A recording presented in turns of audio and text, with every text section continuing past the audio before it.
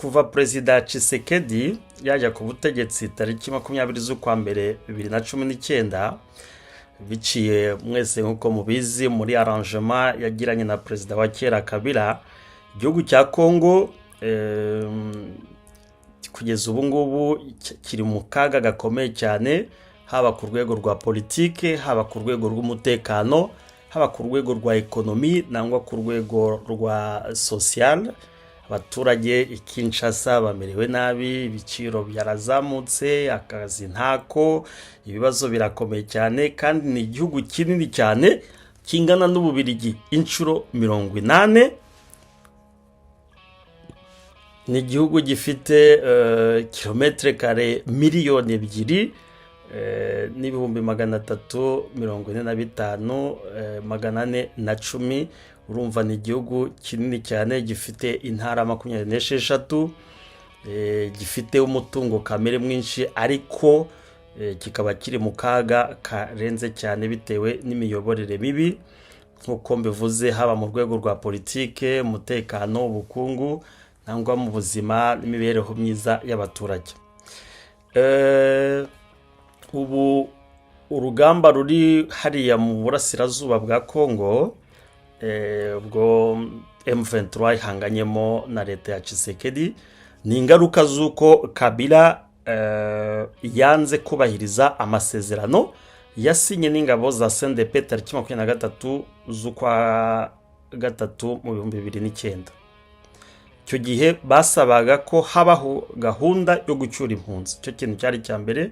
Icya kabiri ko ari kugira ngo habe kuvugururwa ku gisirikare, yo bita reforme ya systeme ya défense na sécurité, donc yabari ya FARDC, arizo ngabo, polisi, inzego z'umutekano nka ANR, DGM n'izindi nzego za service secret. Hari ariho ibyo bumvikanye tena ko ari kugira ngo barwanye FDLR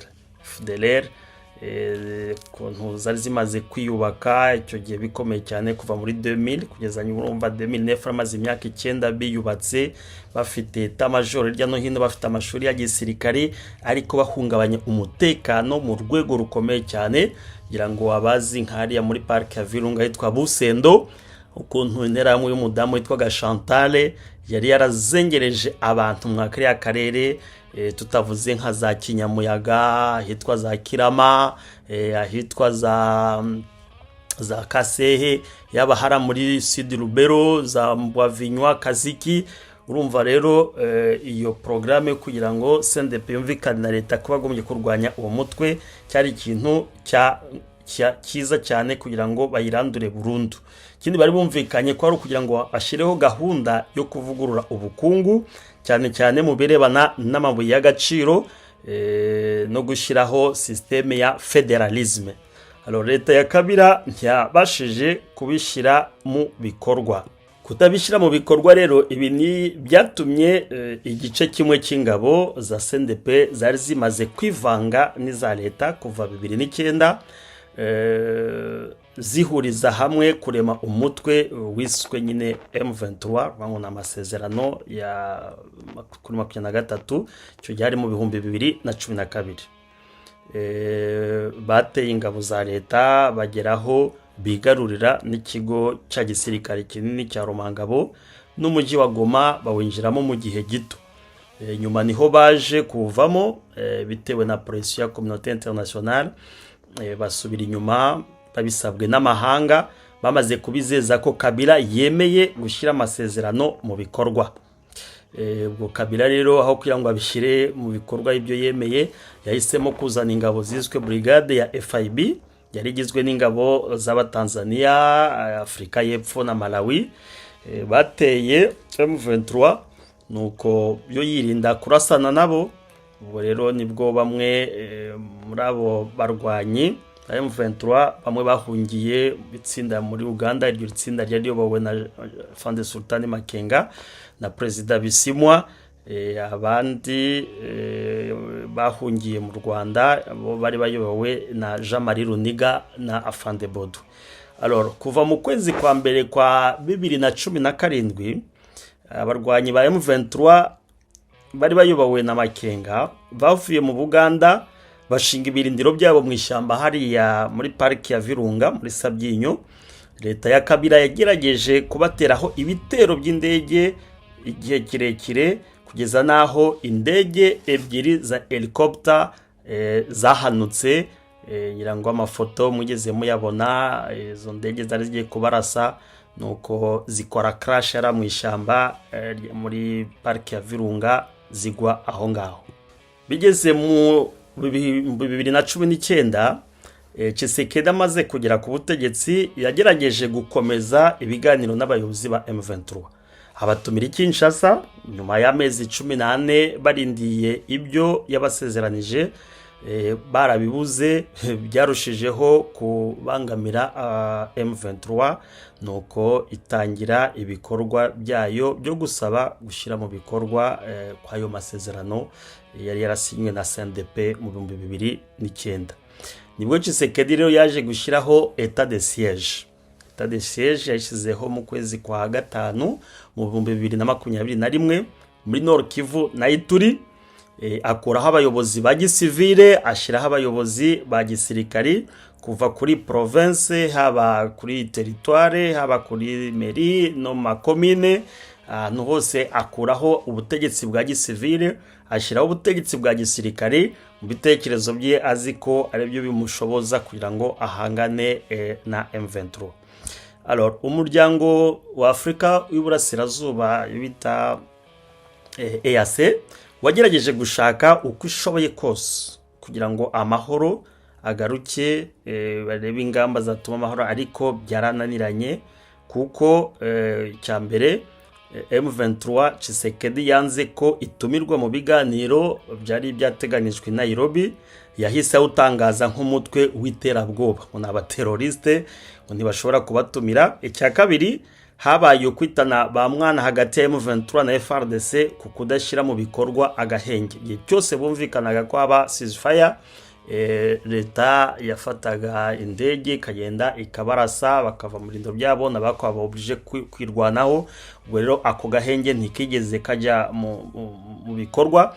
Icya gatatu, amakimbirane hagati y'amoko yarushijeho ukongezwa cyangwa gukongeza urugomo, kandi bikoreshejwe cyane cyane na za mouvement citoyen nka za Lucha Filimbi, zo bita za MNC, yemwe n'abadepite bamwe ba leta. Ngira ngo mwarabumvise nka ba muri Donzangi babitakwira bashigikiwe na leta, ba Riezere Ntambwe, bantuza ba Zakari babaswe, ku buryo na leta yabishizemo amafaranga akomeye cyane kugira ngo habe discours zo komeza urugomo rukomeye cyane cyane ku bakongomani bavuga ururimi rw'ikinyarwanda, by'umwihariko abatutsi. Aribwo abantu benshi imiryango myinshi yatwikiwe hariya ku Nturo, ngira ngo murabyibuka. Hariya Kirorirwe amazu barayatwitse, mu Bwiza na za Gicanga n'izindi nsisiro zisaga 100 hariya mu Minembwe zaratwitswe, n'abantu bagera ku bihumbi hafi 2 barishwe, abandi barabarya. Ngira ngo mugezemo n'abafata umuntu bakamutwika bakamurya, abandi barafungwa hafi 6,000 ngo bikaba bifungiwe muri za gereza zitandukanye, haba za Ndolo, haba muri prison ya Makala, haba za Lubumbashi yangenga muri Equateur, haba kuri Goma, muri Munzenze, abandi muri Kasayo no muri Karajafu ari Amatadi. Hari benshi n'ubu ngubu bagifungiwemo, bamwe bazira kubera ubwoko bwabo, abandi babita ngo ni ibyitso. Hari ambasaderi umwe ntari buze kuvuga izina, wavuze ngo gutekereza ko amahoro mu burasirazuba bwa Kongo yagerwaho gusa ari uko M23 ngo ishize intwaro hasi, ngo ni ukwibeshya, hatabayeho gukemura ikibazo bivuye mu mizi. Niyo mpamvu nubwo yaguze amadrone, nubwo yaguze ibifaru bikomeye cyane, nubwo yaguze indege, ntibyashoboye kugira ngo birangize ikibazo, kuko ikibazo cy'umutekano muke mu burasirazuba bwa Kongo ntabwo ari cyo kurangizwa n'amasasu, ni cyo kurangizwa mu rwego rwa diplomasi no mu rwego rwa politike. Tshisekedi ntiyacogoye mu kwezi kwa gatanu mu 2022 hariye Pinga ni muri Walikale, ni mu nzira uturutse hari Gicanga uragenda ukagera Mweso Gashuga Kalembe hari harenze ugera hitwa Minzenze Peti ukabugeze Ipinga ni muri Walikale, aho niyohereje abayobozi ba gisirikari n'abapresidence guhuza ingabo za leta FARDC n'abamayimayi na FDLR kugira ngo bareme igikundi bise task force abaha intwaro binyuranyije n'amategeko mpuzamahanga. Ntiyarekeye aho azana n'abacancuro b'abazungu bavuye mu burasirazuba bw'i Burayi. Bose baraje barahangana bararwana binaniranye, nibwo yasabye ibihugu bya East Africa Community cyangwa baze kumufasha. Kenya yohereza ingabo, Sudani yo hepfo nayo yohereza ingabo. Bahageze M23 yerekanye ubushake bwo gutanga amahoro, iva mu birindiro kugira ngo murabyibuka bari hari Kibumba cya General Nyaga yakira delegation ya M23 hari abahahurira Kibumba barahavuye, Rumangabo barahavuye, Mushaki bavamo, Mweso barahava, Gicanga barahava, za Gishishe, Ibambo n'ahandi henshi bahasiga ingabo za EAC. Icyo gihe ngira ngo niyo yari opportunité leta yari ibonye kugira ngo irebe ukuntu yakemura ikibazo cy'Iburasirazuba bwa Kongo mu mizi. Ariko Tshisekedi ntabwo yishimiye ibikorwa abanyakenya n'abasudani y'epfo bari gukora, ahubwo yaje kwishimira ibyo abarundi bari gukora, kuko abarundi kugira ngo bajye muri mission ya EAC bo batangiye kujya bakora ibikorwa by'ubushotoranyi bashotora ingabo za M23 aho zari ziri, aho kugira ngo bagume mu birindiro byo EAC yari ifite. Nubwo rero nibwo Tshisekedi yahise atanga ordre ingabo za Sudani y'epfo arazirukana n'iza Kenya. Hari n'abanyakenya benshi batewe amabuye kuri Goma babaziza ngo n'abanyarwanda, abandi banarakomeretse. Hari n'umusirikare n'umwe wapfuye azize nyine iyo politike ya Tshisekedi bavuga ngo n'abantu bari gukorera ngo M23. Voilà. Ubwo nibwo Tshisekedi yahise asinya amasezerano na Ndayishimiye perezida w'u Burundi, bemeranya ko umusirikari umwe w'u Burundi azajya yishurwa amadolari asaga 5,000. Buriya amafaranga ava Kinshasa ajya Gitega, buri musirikari wese wo mu Burundi buriya barwa ko ahembwa 5,000 by'amadolari. Ariko mu makuru dufite n'urusenda ntibarubona, ngira ngo muherutse kubona foto y'umusirikare w'umurundi hariya za Gatare hari muri Masisi, abaturage bamufashe yibye itomati z'abaturage. Muri bazo ukuntu umusirikare w'igihugu cye kibarirwa ko ahembwa 5,000 by'amadolari akajya gufatwa n'abaturage bari kwiba amatomati. Ubwo rero murumva ukuntu ibintu bimeze. Uburundi bumaze gutakaza abasirikari benshi cyane mu yimirwano, harimo n'aba officier supérieur baba majoro n'abakoloneli. Rumva kandi icyo gihugu cyari kiri mu butumwa bwo kuzana amahoro hagati n'ibindi bihugu bya EAC. Urumva ko hatabaye ubushake koko bwo kugira ngo ikibazo kirangire, ahubwo yaba perezida w'u Burundi Ndayishimiye yaba na Tshisekedi bafite umugambi wo gukomeza kuzana umutekano mu kihariya, kuko bo bafitemo inyungu z'amafaranga.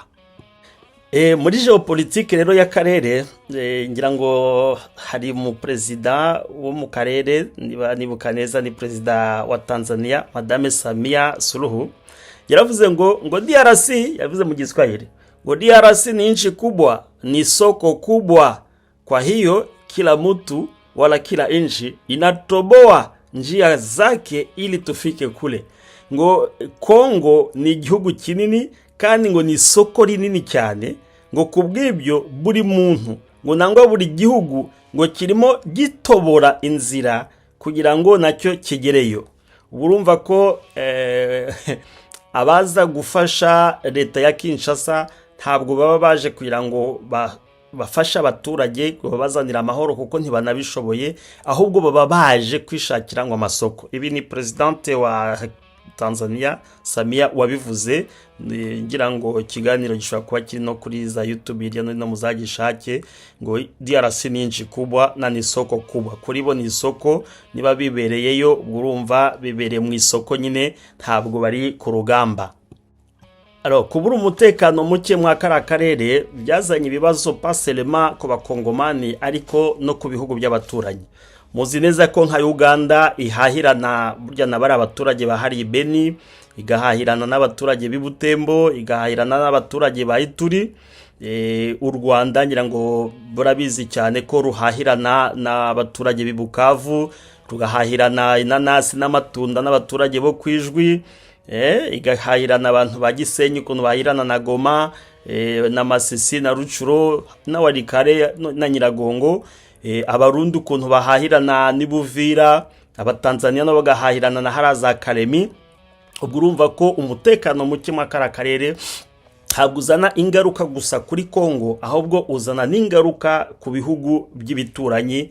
Niyo mpamvu iki gitekerezo cyari igitekerezo cyiza cyo kugira ngo EAC bira bihugu nyine bya East Africa byifatanye hamwe kugira ngo bizane amahoro mu karere. Urumva rero Tshisekedi we ntabwo aba bishaka, kuko we kuri Este yumva ko ari ikindi gihugu, yumva ko iwe Yosilontake Kinshasa ihari ni wabo Kasai na hariya Lualaba ari kwitwarira amabuye y'agaciro, igihe cyose ho hakihari yumva ko ibindi bisigaye ntacyo bimaze.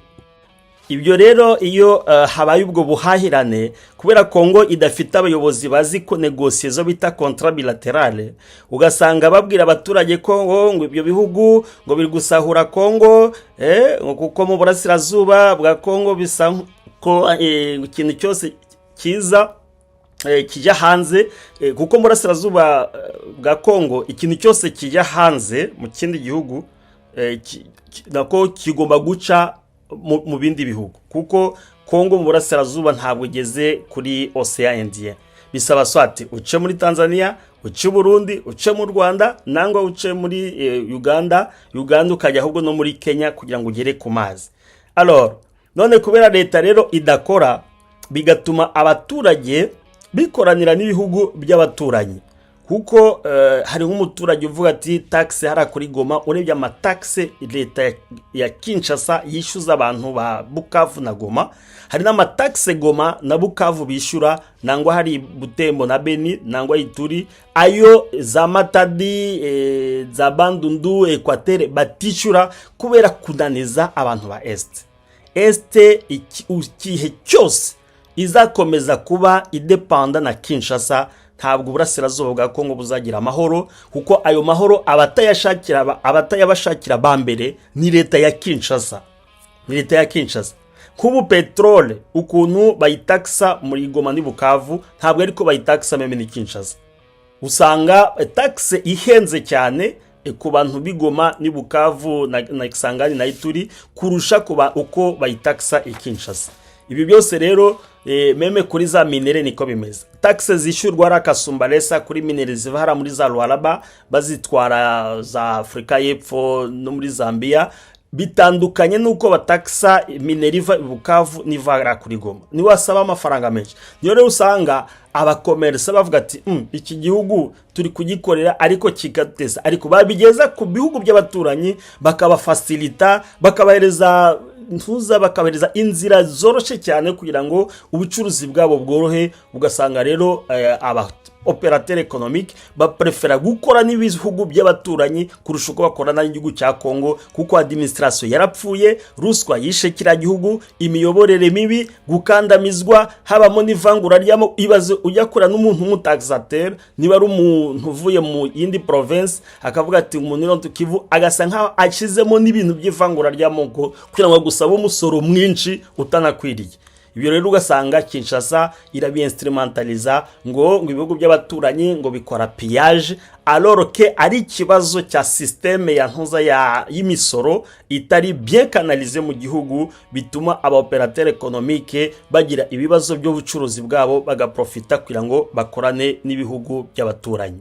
Aho rero niho usanga muri za statistique za Colta ugasanga ibihugu by'abaturanyi aho zica bifite nyinshi kurusha Kongo, kuko aba operateur économique baprefera gukorana n'ibyo bihugu kuko bifite system ya ntuza ya finance yabo iri clean, imeze neza, itandukanye n'igihugu cya Kongo.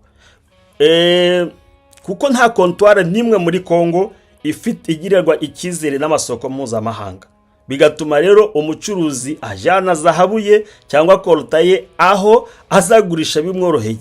Alors iyi ngira ni topic tuzavugaho mu gihe butaha, ni ndende cyane. Ibintu byo bavuga kuntu ngo Kongo ngo barayipia, tuzabisobanura tubihereye zakora ikiganiro special ku buryo tuzavuga uko amasoko mpuzamahanga y'amabuye y'agaciro uko akora mu cyo bita muri chaîne de valeur. Donc aho kolta iva, yaba Manono, yaba muri Rubero, yaba Masisi, ahwica ahwija, no kugira ngo igere ku ruganda rukora za drone, za telefone cyangwa computer, iyo chaîne yose ukuntu bigenda bite kuva aho bayicukurira naho ikorerwa ibikoresho bindi ivamo. Tuzabisobanura kugira ngo abantu bave muri urwo rujijo kumva ngo Kongo ngo intambara ihari ngo niyo gupiya amabuye y'agaciro. Okay, twemere se ko bapiya muri Kivu nangwa muri Ituri, none ko Lualaba nta ntambara iriyo, ho ni bande bapiyayo? Kuko muri Lualaba buri munsi hagenda amakontenere ya cobalt na cuivre asaga amakontenere 500, kandi ayo makontenere 500 yose agenda mu izina ry'abayobozi ba Kongo, ntabwo agenda mu izina rya leta. Urumva rero ikibazo cy'uko ngo ntambara yo muri este ngo ni ikibazo cy'amabuye y'agaciro no kubeshya. Tuzabisobanura byimbitse abantu bave mu rujijo be kujya bumva ukuntu Kinshasa besha ngo nongo intambara zihari ngo bari gushaka amabuye y'agaciro. Sefu n'amabuye y'agaciro mbese muri este nta n'uruganda rubayo par rapport y'inganda ziba muri Katanga, inganda ziba muri hariya muri nani za Kolwezi, inganda ziba hariya za Manono. Ntabwo izo nganda ziba reste ni hehe, nta hantu namwe hacukurwa meme muri niveau industriel. N'inganda zari zihari zose zarahagaze, yabo rwa Somikivu, yabo rwa hariya za Lueshe, iki nta ruganda na rumwe rucukura minere. Jusque là na makoperative yunga hamwe agakora, ahubwo nayo leta ikayasaba imisoro myinshi, nuko bagahitamo gucora izo minere bakayakuzigurisha swati Bujumbura, Kampala no mu bindi bihugu hirya no hino. Ubwo ari byo leta yita ngo ibihugu biri gupiya, kandi ariyo systeme yayo nkuko nabisobanuye financier itameze neza, ituma abaturage badakorera muri transparence. Tshisekedi ramaze kwirukana ingabo za EAC, ubwo byabaye ngombwa ko M23 isubira mu birindiro byayo yari yaratanze kuri EAC. Nyuma yaho nibwo Tshisekedi yaje guhamagaza ingabo za SADC, ariko azihamagaje hari ibihugu bimwe byanze, nka Angola yanze kohereza ingabo, Zimbabwe yanze kohereza ingabo, Mozambique yanze kohereza ingabo, Namibia yanze kohereza ingabo, na Zambia banze kuza. Nuko nibwo Afrika y'Epfo na Malawi na Tanzania bohereje ingabo ziza gufatanya na FRDC na MONUSCO, FDLR, Abarundi, Abazalendo basaga ibihumbi 60 n'abacanshuro. Ariko merutse kumva ko na chef wabo bacanshuro yageze muri Rumani baramufunga. N'abandi bacanshuro benshi ngira ngo mwabonye na image zabo baguye ku rugamba. Urumva ko ibyo byose yo processes yose yo sil militariza karakarere kugira ngo bizana amahoro byananiranye, kandi inzira yari yoroshye yari yo guca mu biganiro no mu rwego rwa diplomasi. Ngabo zose rero mbabwiye ubu ziri hafi ibihumbi 300, nubwo bitabujije M23 gukomeza kugenda imbere mu bikorwa byabo byo kudeklara amasezerano ko akomeza kuba, ariko banabohora abaturage bari bamaze iminsi bicwa n'intera hamwe. Ngira ngo nigize nambisobanura ubu kuvaho M23 itangiye ibi kubohora uturere hirya no hino, imaze gusenya ibigo bya gisirikari.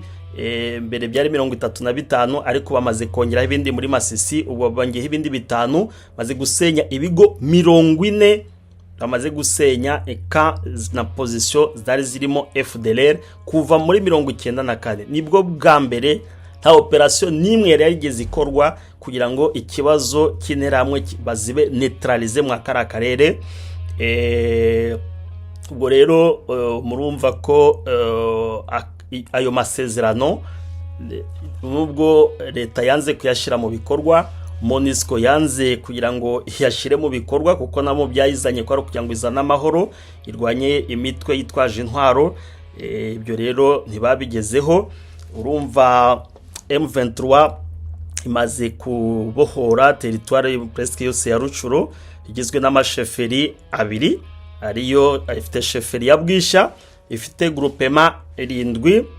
Bahereye muri Jomba, baramanuka bajya Busanza, baragenda muri Bweza, baramanuka Gisigari, barazamuka ra Rugari, barafata muri groupement ya Bukoma n'iya Binza, bageza bambuka muri sheferi ya Bwito, bahereye muri groupement ya Tongo, baragenda muri groupement ya Bambo, babohora groupement ya Bukombo, ya Bishusha, baragenda muri groupement ya Gihondo, ya Mutanda, baramanuka bakuramo Rwindi, baragenda bakuramo Kibirizi, bakuramo Bicumbi, barazamuka hari Kanyabayonga ya Bwito.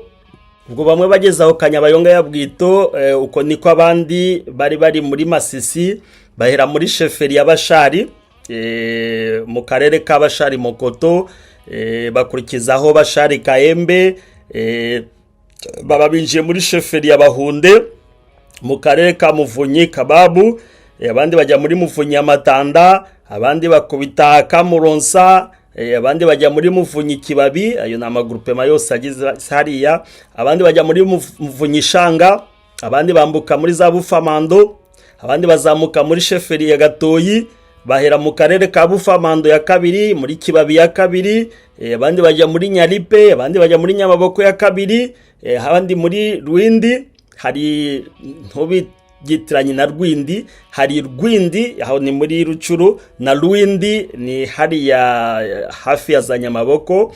Abandi bajya muri sheferi ya Oso, baba binjiye mu karere ka Nyamaboko ya mbere muri Biriri, abandi bajya Bavuna, ubu bari kwerekeza mu karere ka Bugabo na Banyungu mu nzira ija Rukweti muri Warikare. Icyo gihe bari muri Masisi rero, abandi nibwo bari guhangana n'indi mitwe hariya muri Nyiragongo, haba mu karere ka Kibumba, haba mu karere ka Buhumba. Abandi bari kwerekeza muri Rubero rero, mu karere ka Kanyabayonga ya Rubero, kuko Kanyabayonga buriya ifite igice kimwe cya Rucuro, ikindi gice cya Rubero.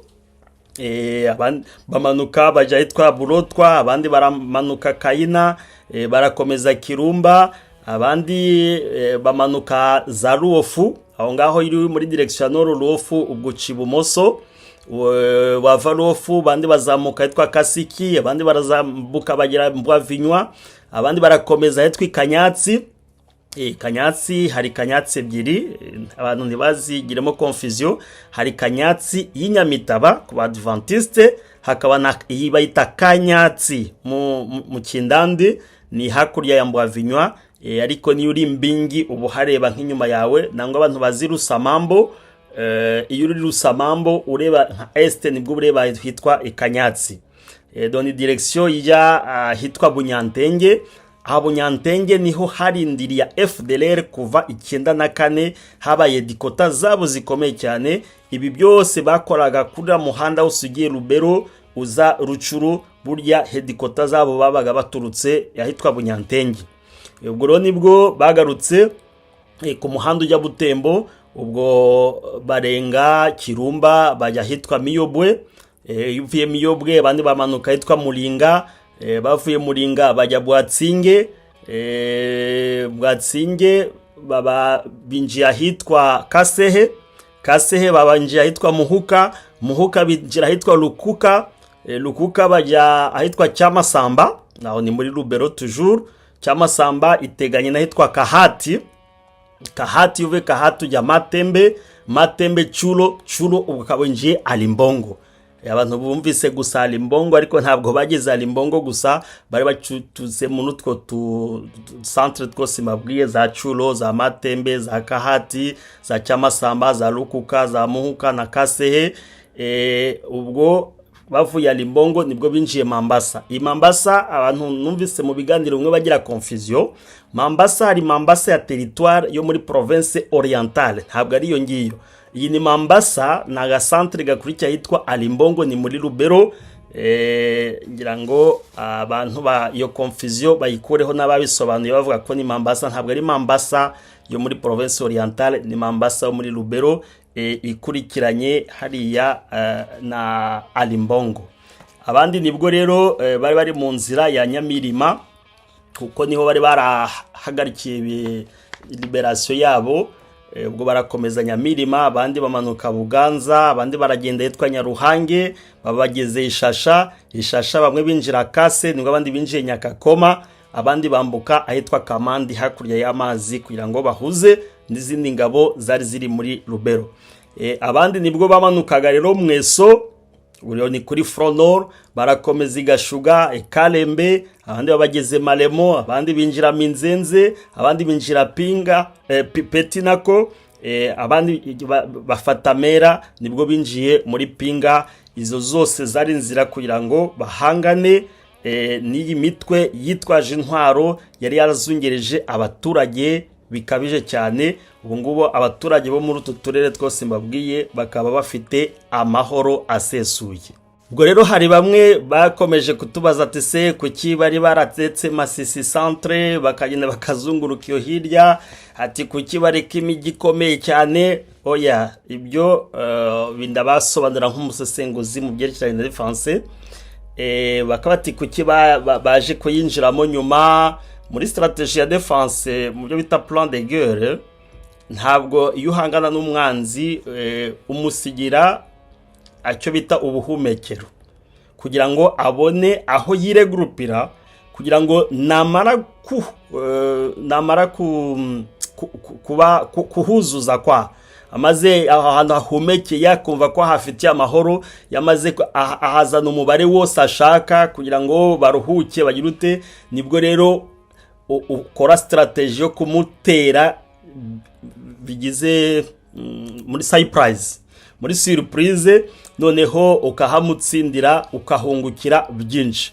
Donc Masisi centre niyo juste yari sigaye iri nka headquarter ya FARDC n'intera hamwe n'abandi bambari babo n'abarundi bose, niho bari bafite centre ya ravitaillement kugira ngo bahangane n'ibitero byose byaba Masisi Nord, yaba Masisi centre na Masisi Sud. Usibye ko tactique zayo nyine ari z'abakinwa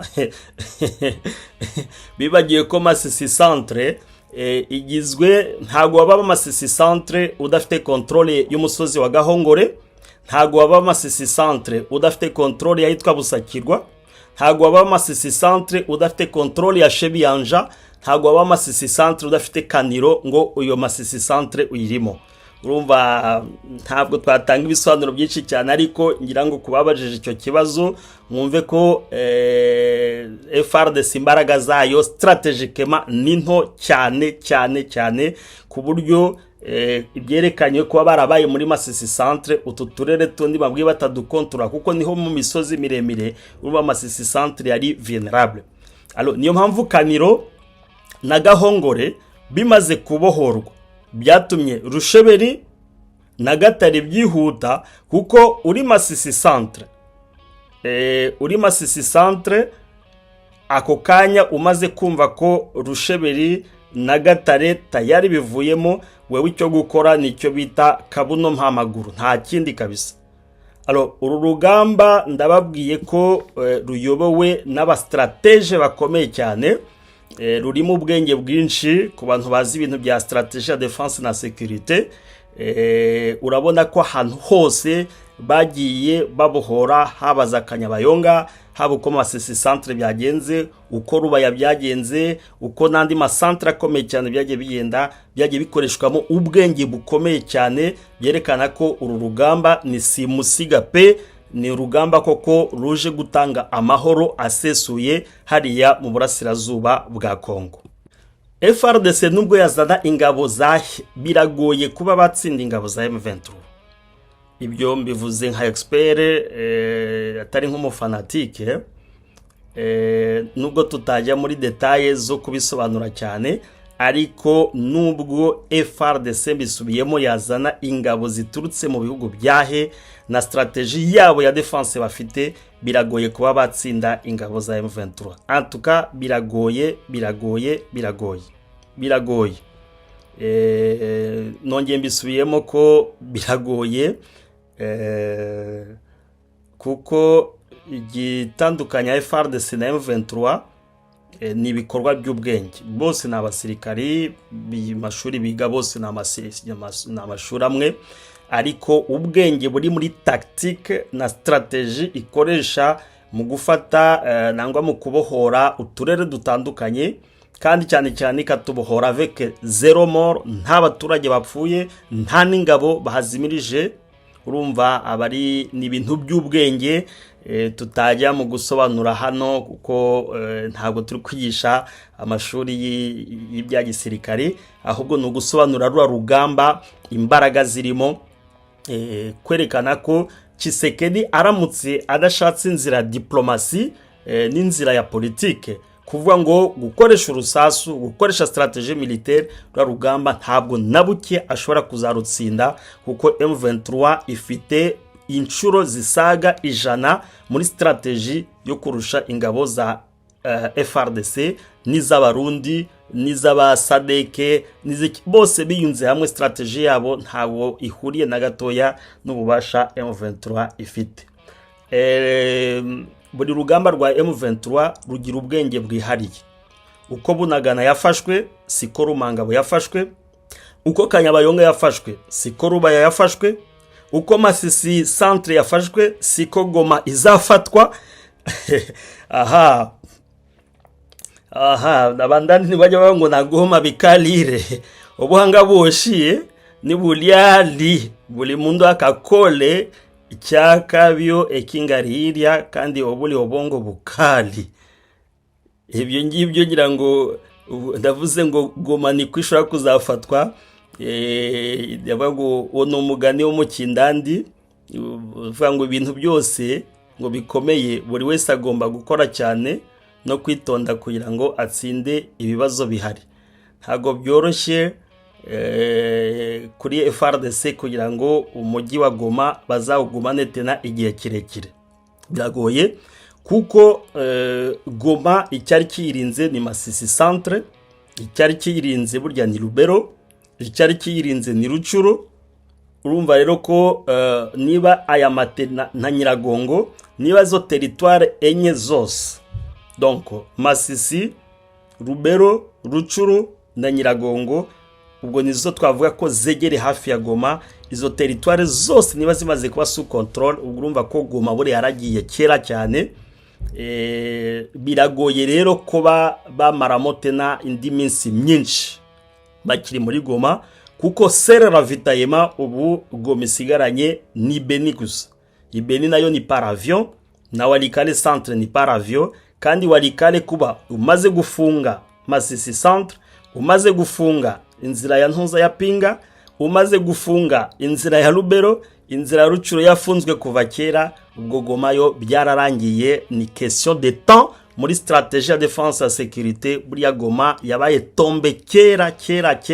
Igisigaye no kumva ngo mu gitondo bagezemo, kuko nta na resistance ishobora kuzabamo, kuko inzira zose bagombye guhungiramo zose zirafunzwe. Inzira isigaye ni imwe gusa, ubwo ngira ngo no Rwanda kwitegura kuzakira FARDC na ba guverineri na bara komanda bose ba JR.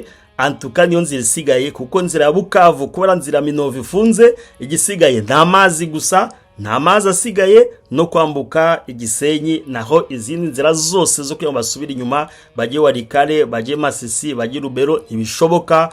Ubwo rero urumva ko Goma yaguye kuva kera muri strategie ya défense ya sécurité. Goma yaragiye kera, igisigaye nuko bahagera wenda bakazamura ibendera gusa.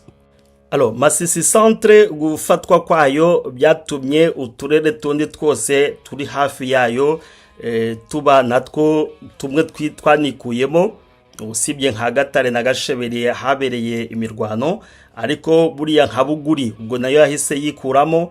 Gahongore yo bari bayifashe kera ahitwa Rusheberi, nanguka manuka yitwa Matovu, ahitwa za Bikenke, hari agasantere kitwa Karinga, nangwa Busakirwa aho ni mu nzira usubira za Nyamitaba, yaba na Rwashi niyo ikurikiye Masisi centre uri kujya hitwa za Nyabyondo.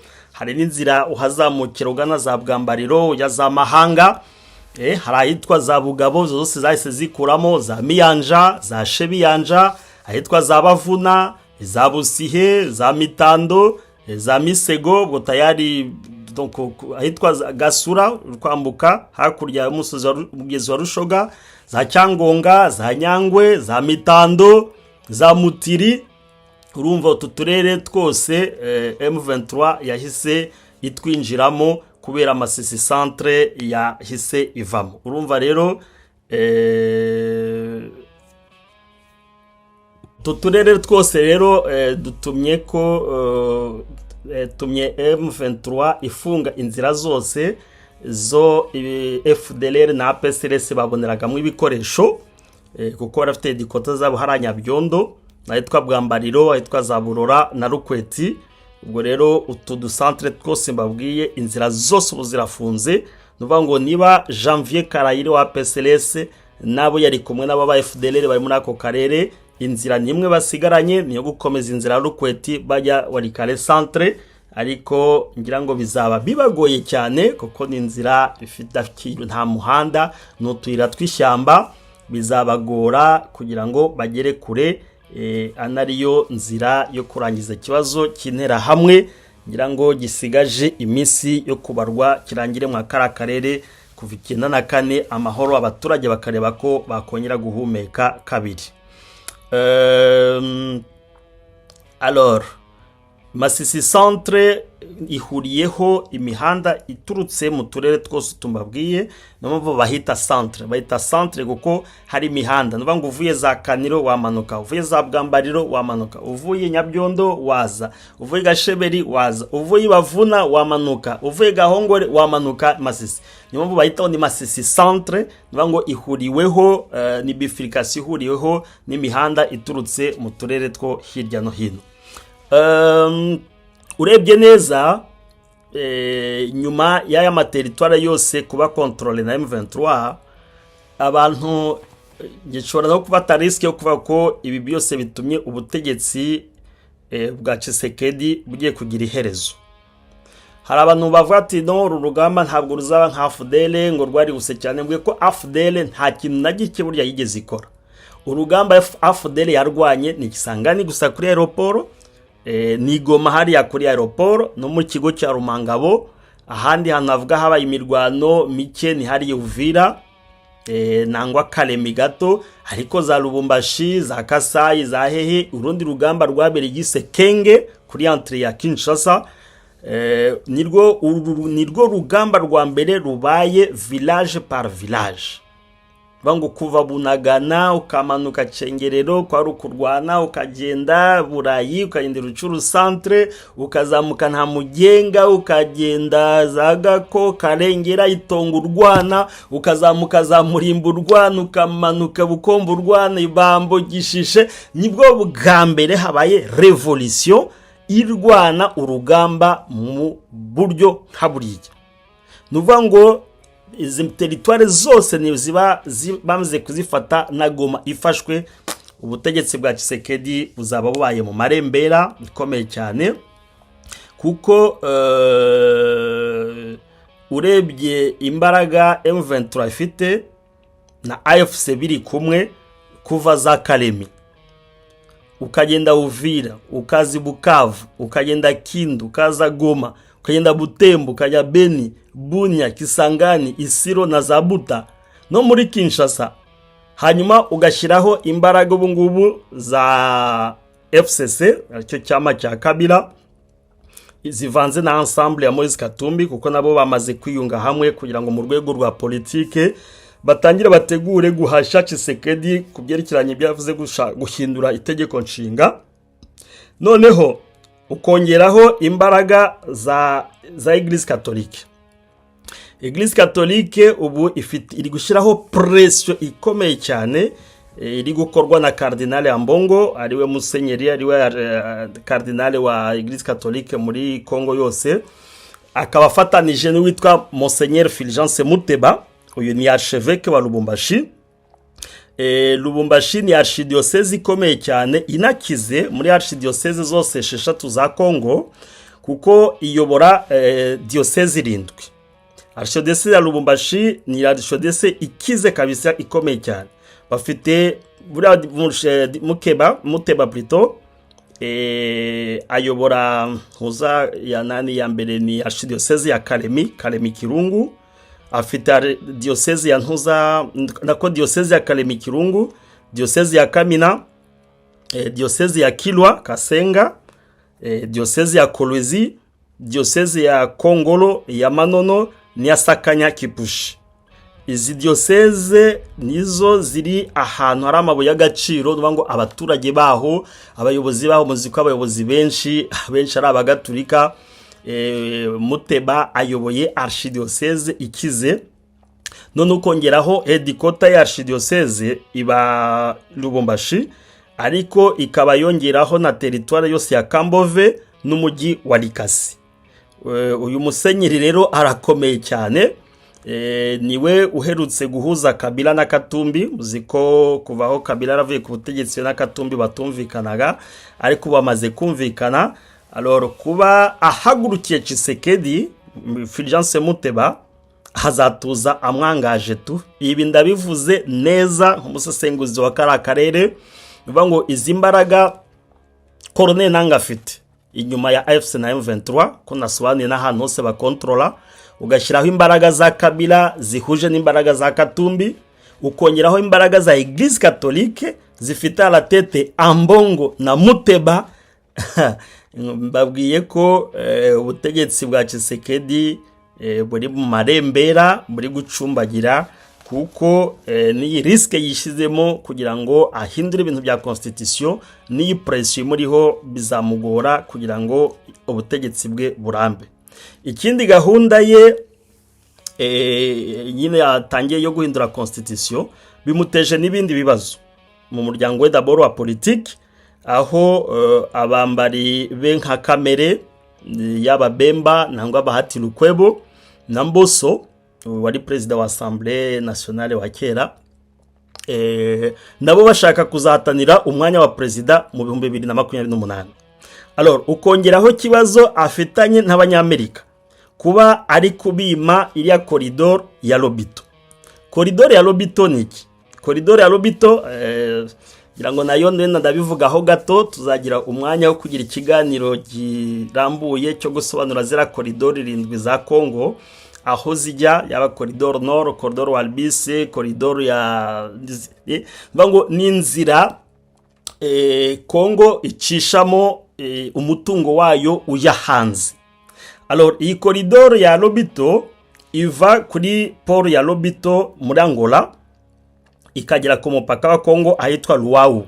Abantu bazira muri Katanga. Luau na agacentre kazwi cyane. Iyo uvuye kuri port ya Lobito kugera ho Luau hari nk'ibirometero 1300.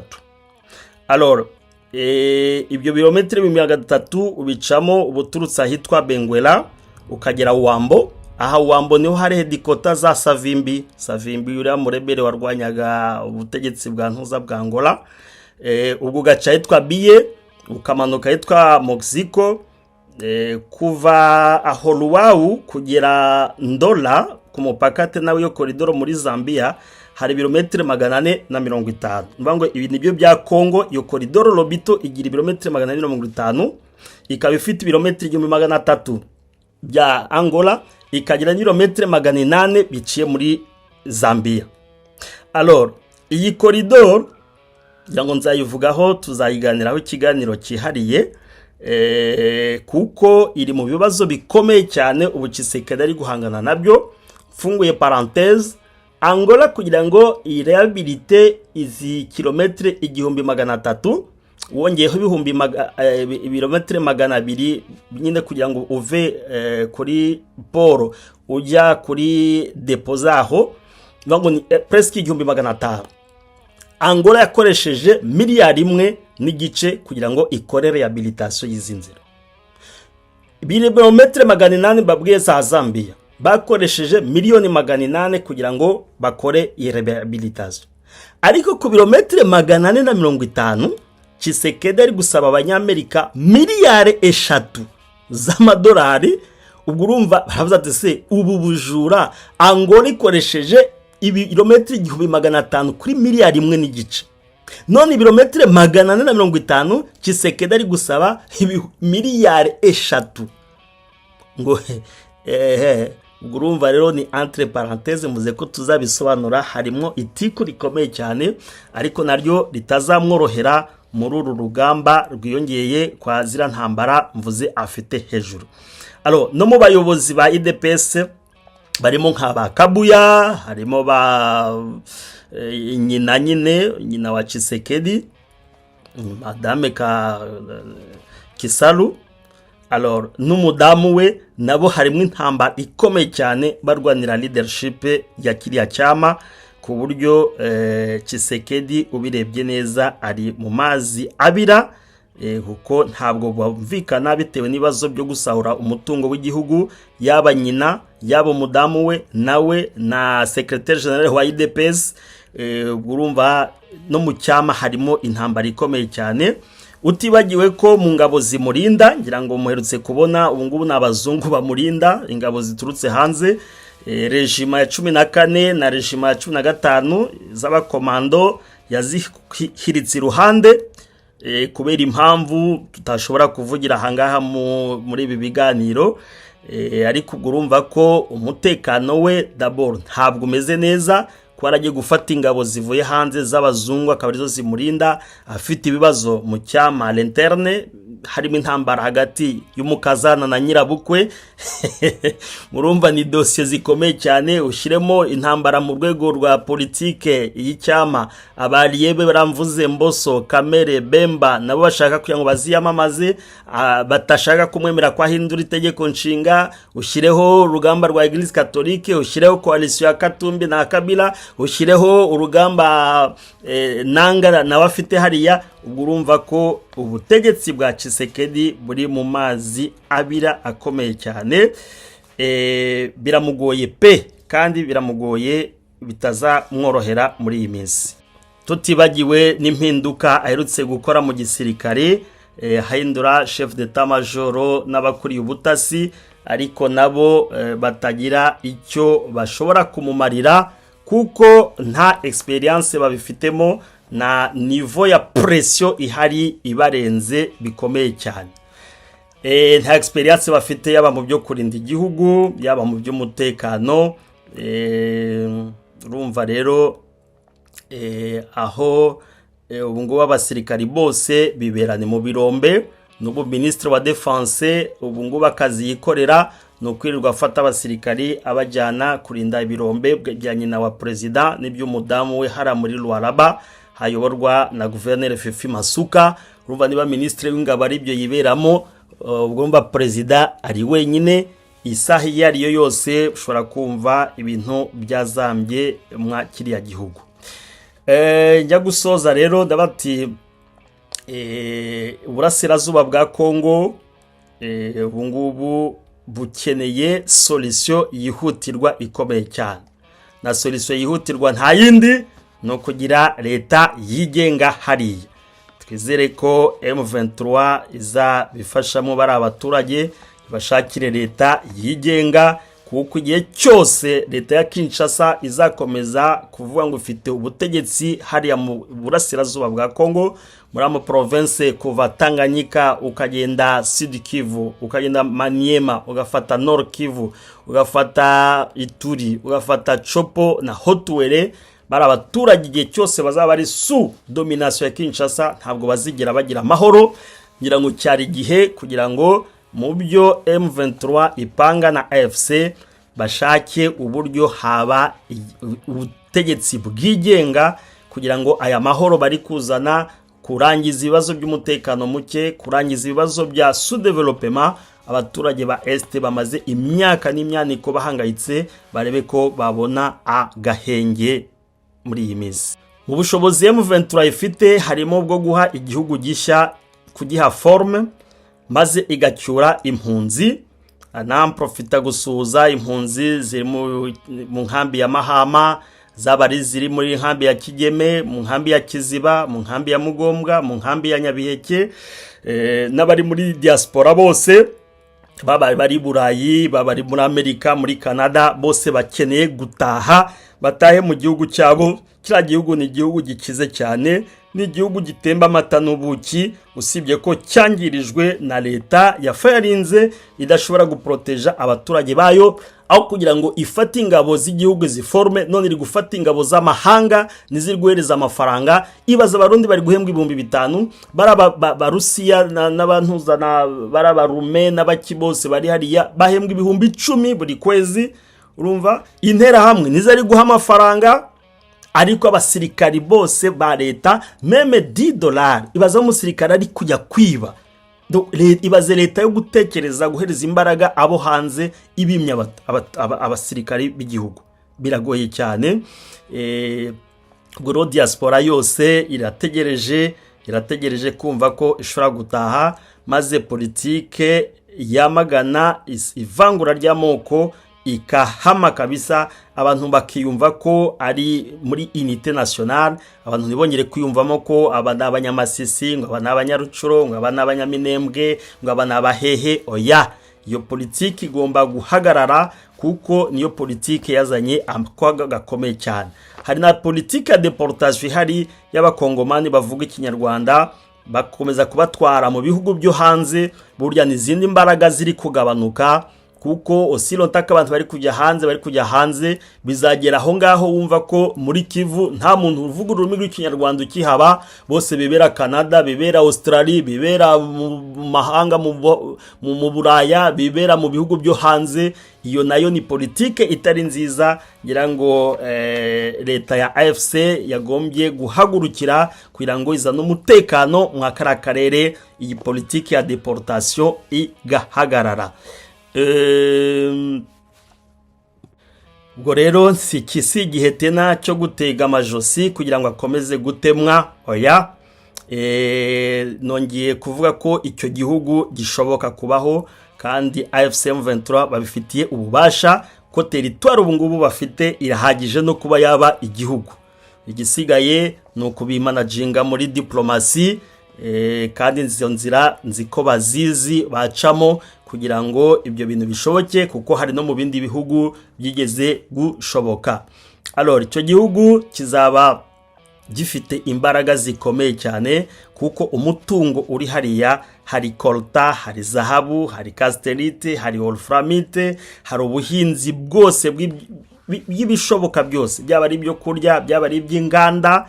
Urumva, kandi imbaraga zo kuyobora icyo gihugu zirahari. Ubu hari abasore bari mu mahanga barangije za master, barangije za PhD, barangije iki, bafite impamyabumenyi muri domaine zose, zaba iz'ubuhinzi, zaba iz'ubworozi, zaba iza technology, zaba iza computer science, zaba ari iby'imihanda.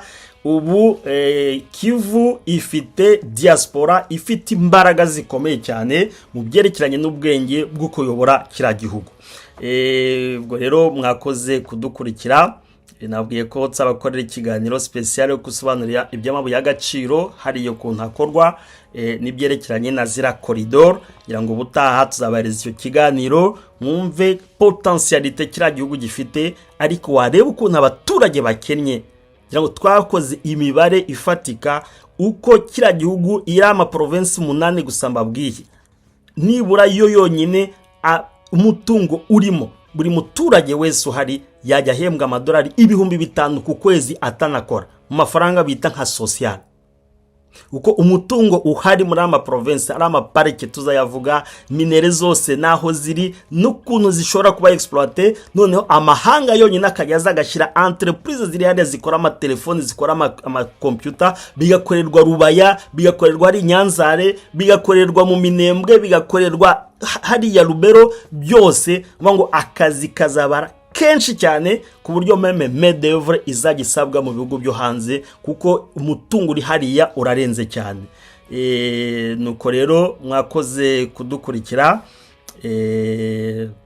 yari umukozi wanyu Oxygene urubaganiza ku mateka y'igihugu cyacu dukunda cyane, nkunda cyane, mfitiye passion, haba kuva de Aliwara kugera Pweto, haba kugera Vagoma kugera Boma muri Congo Central, uciye Kananga. Ikira gihugu ndagikunda cyane, kandi twizere ko mu minsi igiye kuba mike kira gihugu kigiye kugira amahoro asesuye. Nuko sibye amahoro asesuye gusa, none n'ibihugu by'abaturanyi bikakiboneraho amahoro, kuko navuze ko umutekano muke hariya ari umutekano muke wa Bujumbura, n'umutekano muke wa Kigali, n'umutekano muke wa Kampala, n'umutekano muke wa Juba. Bira bihugu nabyo birahangayitse cyane bitewe n'umutekano muke uri hariya.